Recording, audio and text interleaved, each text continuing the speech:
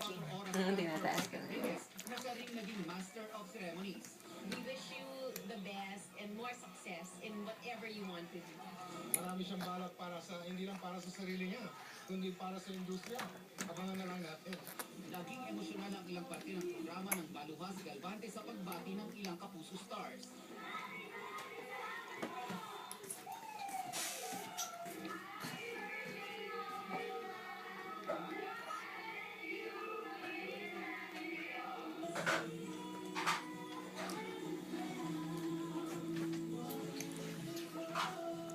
Naroon rin ang ilang Kapuso stars para mag-alay ng awitin.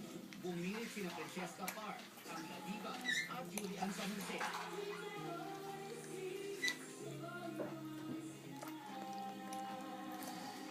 Masaya tayo, nagdetal siya na walang bahid at proud, di ba?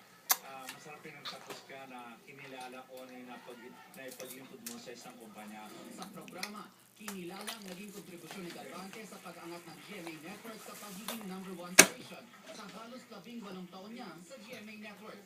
Sa kabuuan, it has been a fruitful, rewarding, and pleasant experience for both GMA and Ate Will.